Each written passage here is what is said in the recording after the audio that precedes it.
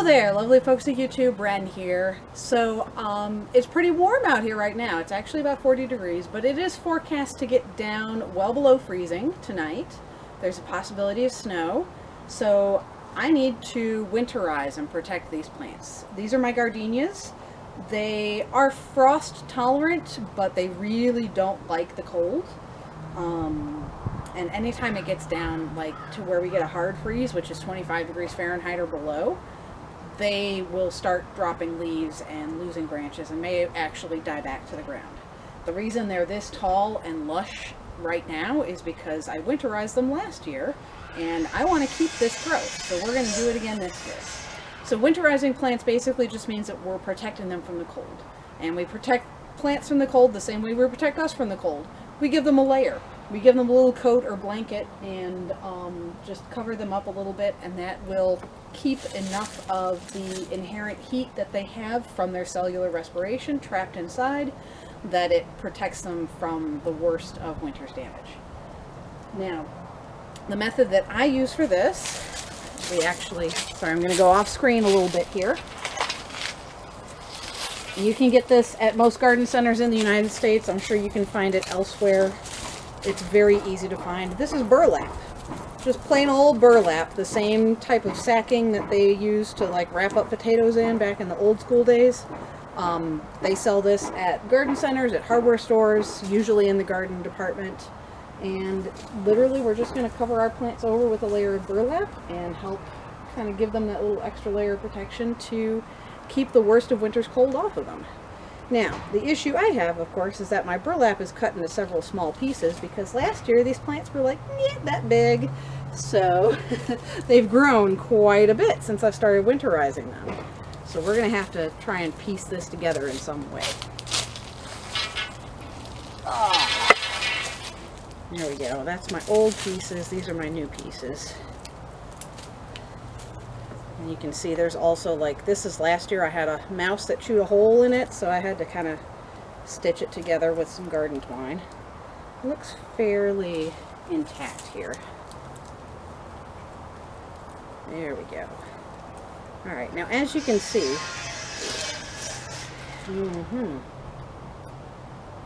the way these plants are grown together, I might just end up wrapping them all together. I think that would probably be the easiest way to go about it.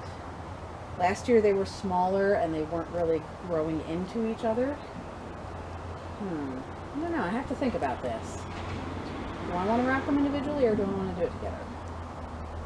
I think I'm going to do it together. Okay. So, first thing we got to do is give a little structure to where we're going to wrap.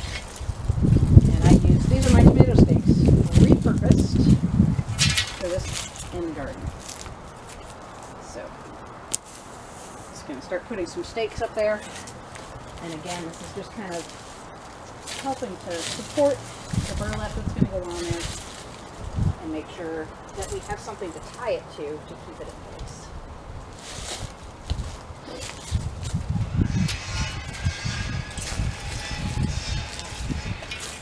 I'm going to do this kind of as a rough triangle, I think.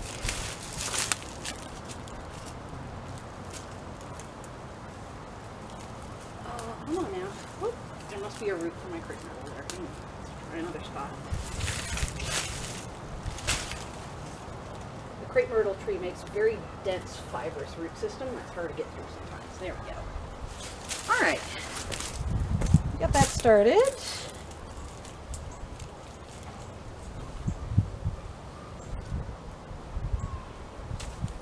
Now, see my new winter gloves here? I got these as a holiday gift. The other tool I need, twine and a knife, obviously. Gotta have some way to cut things. This is from last year. Nice little hawksbill knife that I got. This is very handy in the garden.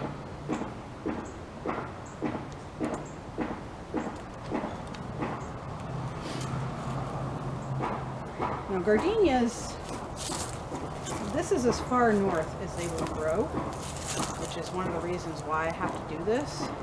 They do not like cold in any way, shape, or form. This particular variety is the frost-proof gardenia, It's a little more tolerant of frost than the other gardenias are, but it still needs this extra layer. When I first got these gardenias, I didn't originally do this. I just kind of let them be and saw what they did over the winter, and what they did was die. They didn't completely die, but they died all the way back to the ground and then popped back up again in the spring.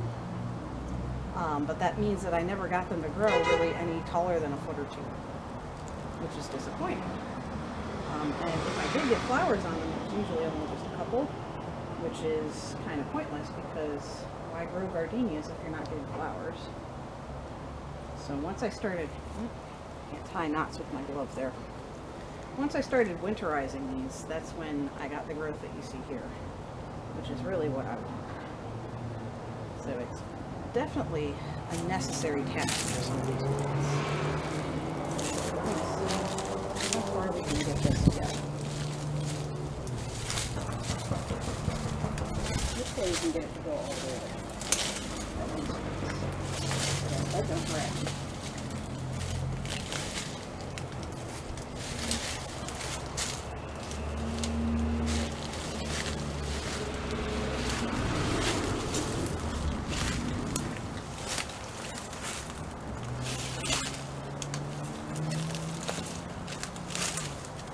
Ooh, just about. Just about. Yes, I think we can make it work. We can make this work. Alright. Tie this new piece on here. Not my glove.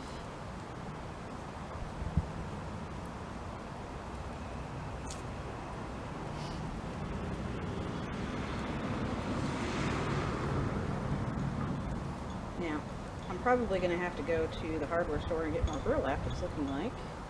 These plants have grown tremendously over the past year. I can make that work. This will at least start covering over the top. So what we'll do is we'll kind of stitch this together here at the top to give them a nice top covering.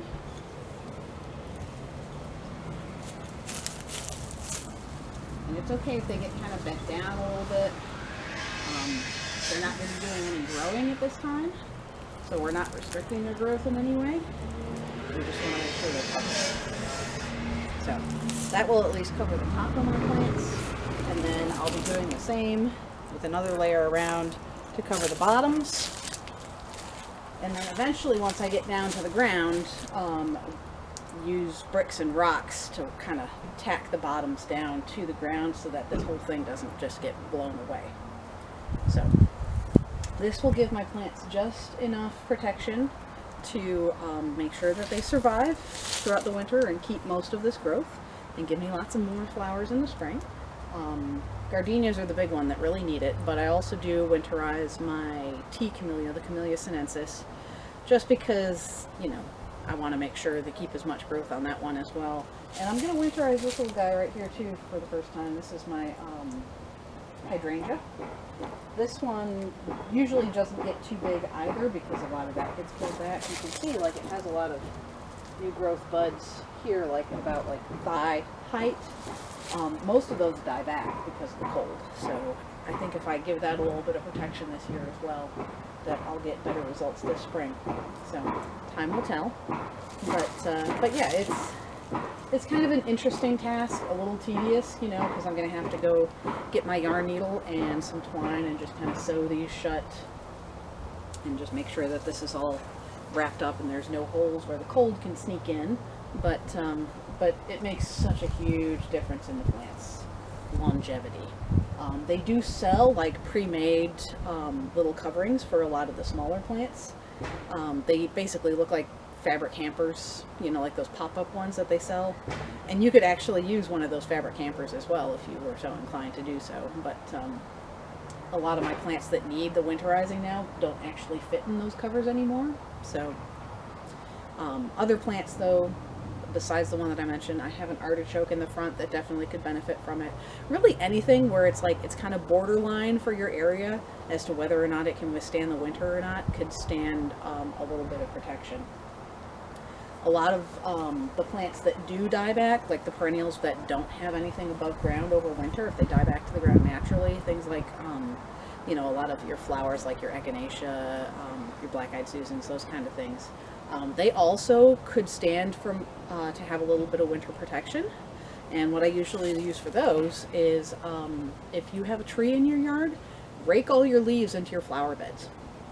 That nice thick coating of fallen leaves acts as a natural winterizer for your plants. It's really the best way to do it. And then not only that, but they'll partially decompose over the winter and help improve your soil in the spring. So once the spring comes, of course, you can then rake it all off and compost it or do what you see fit with it. But yeah, definitely don't just rake up all your leaves and throw them away or burn them or, you know, compost them right away. Use them in your garden because they are nature's way of protecting the plants, the undergrowth. Plus also leaving those leaves out in the beds provides a shelter for a lot of the beneficial insects to overwinter in, so they're good for that too. So, but yeah, there's a lot of little tricks and things that have to do with protecting your plants in the winter, you know, and basically trying to mimic nature as best you can is really the best way to do it, which is why we leave those fallen leaves on our beds. You know, these plants normally, like snow actually is a good insulator if you're somewhere that has snow. You know, having that snow fall on your plants before a freeze is actually beneficial because it helps to insulate them. And this is basically just mimicking that process of, you know, just giving them a natural insulator. Fallen branches, I have used like branches from Christmas trees. If you go to any place that sells Christmas trees, a lot of the time, well, not any place that sells Christmas trees, but a lot of places that sell Christmas trees, they tend to limb up the bottoms of the Christmas trees and just have all those evergreen branches that they usually throw away. My camera cut me off, love that. But yeah, I was talking about the evergreens that a lot of people use for Christmas trees or holiday trees. If you go to a hardware store that sells those, they usually don't have any use for the branches, and they will literally let you walk away with an entire shopping cart full of cut down evergreen branches. I know, I've done it in the past, and I have to apologize for the noise in the background. One of our neighbors is getting a new addendum built on their house, and they're building. So, but yeah, you can use those evergreen branches, stack them up around your plants, and they will also winterize your plants. So I'm going to finish this part of getting this all closed up and wrapped up. I think it'll be fun. I might just keep recording and just do a little time lapse of that. So let's see if I can make that work. We'll find out. We'll find out together.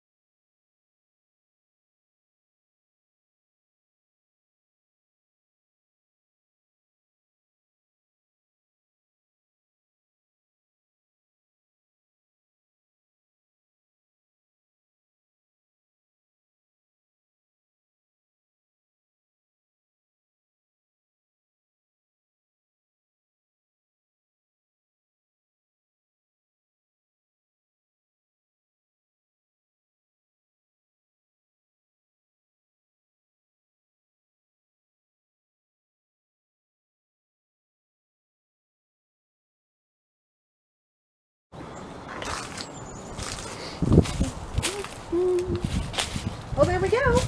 These things are now covered and protected, hopefully throughout the winter.